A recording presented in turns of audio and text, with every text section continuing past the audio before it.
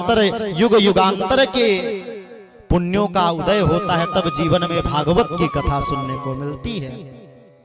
ये इतना आसान नहीं है भागवत की कथा सुनना।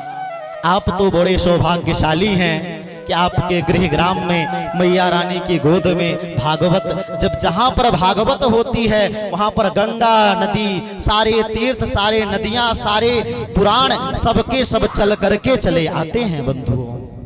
सारी नदियां, सारे तीर्थ, आप बद्री धाम जाते हो, केदार धाम जाते हो, काशी जी जाते हो, वृंदावन जाते हो, लेकिन जहां भागवत की कथा होती है तो वृंदावन स्वतः वहां चल करके आ जाता है, काशी जी स्वतः चल के आ जाती हैं। ये भागवत की महिमा है।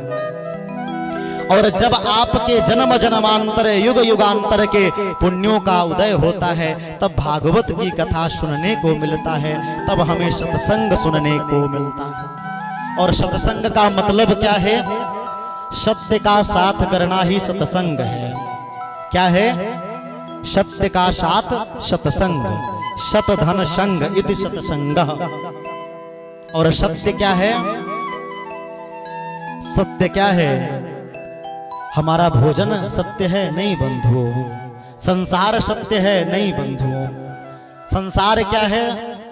संसरति इति संसारः, जो चलता रहता है, खिसकता रहता है, उसी का नाम है संसार। ये किसी का ना हुआ। कल हमारे पिताजी का था, आज हमारा है, कल हमारे बेटे का होगा। ये हाथ से सरकता रहता है, खिसकता रहता है। जैसे आप हाथ की मुट्ठी में रेत भर लो और रेत को पकड़ने की कोशिश करोगे तो रेत वैसे ही आपके हाथ से फिसलता है। ठीक उसी प्रकार ये संसार जो है, हम इसे पकड़ने की कोशिश करते हैं और ये संसार हमारे हाथ से छूटता रहता है। और सत्संग क्या है? तो सत्य का साथ करना। भगवान का एक नाम है सच्चिदानंद, सत धन चित धन आनंद धन, आनंद घट घट करे आनंदा, वाको नाम सच्चिदानंदा। तो ठाकुर जी का नाम है सत्संग का ही माध्यम से सच्चिदानंद। और सत्य क्या है? ध्यान दीजिएगा, बहुत ही गूढ़ विषय है बंधुओं। जब हम माँ के गर्भ से जन्म लेते हैं, छोटा सा बच्चा आता है तो गर्भ से इतना जल्दी नहीं आ जाता, बहुत दुख होता है और इतना जल्दी मानव का शरीर भी नहीं मिलता।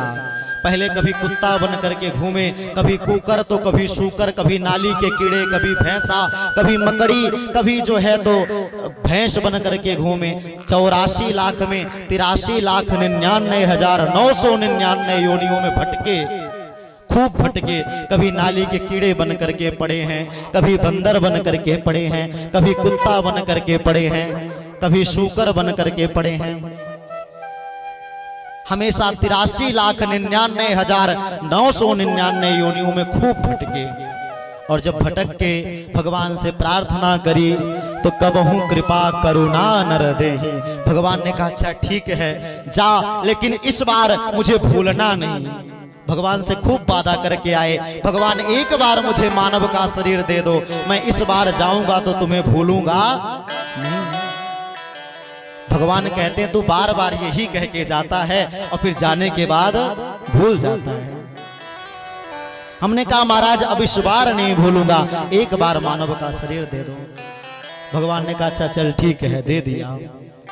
और हम गर्भ में आ गए और गर्भ में आने के बाद जानते हैं क्या होता है? धीरे धीरे जब बच्चे बड़े होते हैं तो गर्भ में मलमूत्र के शरीर में वह छोटा सा बालक पड़ा रहता है। वहां पर मलमूत्र का शरीर माँ के गर्भ में, और वहां छोटे छोटे कीड़े काटते हैं। कभी कभी तो हमारी माताएं कहती हैं देखो देखो मेरा बेटा चल रहा है, दौड़ रहा है। अरे वो चलता दौड़ता नहीं है बंधुओं, वो जब कीड़े काटते हैं तो व्याकुल हो जाता है और इधर से उधर जो है भगवान की स्तुति करता है कि हे भगवान कृष्ण त्वदीय पद पंकज पंजरांते, मुझे अपने चरणों का दास बना लो। भगवान से प्रार्थना करता है मुझे इस मलमूत्र के शरीर से बाहर निकालो, मैं जा करके तुम्हारा भजन करूंगा। खूब प्रार्थना करता है। धीरे धीरे भगवान ने कृपा करी, गर्भ से बाहर आ गया वो मानव। और गर्भ से बाहर आया और आते ही 3 अपशगुन हुए जीवन में। जब हमारा जन्म हुआ तो 3 अपशगुन हुए। पहला अपशगुन छींकते हैं, छींकना ठीक नहीं माना जाता। लोग पूछते हैं क्या हुआ है, क्या हुआ है, ये भी ठीक नहीं माना जाता।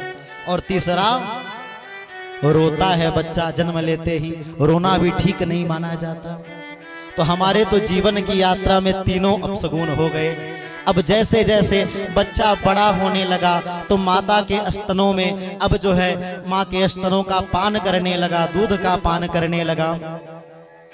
अब बड़ा बच्चा जो है, छोटा सा बच्चा है, मच्छर आया और काट दिया। अब तो बच्चा रो रहा है, कह भी नहीं सकता, मच्छर को मार भी नहीं सकता, कितना कष्ट होता है।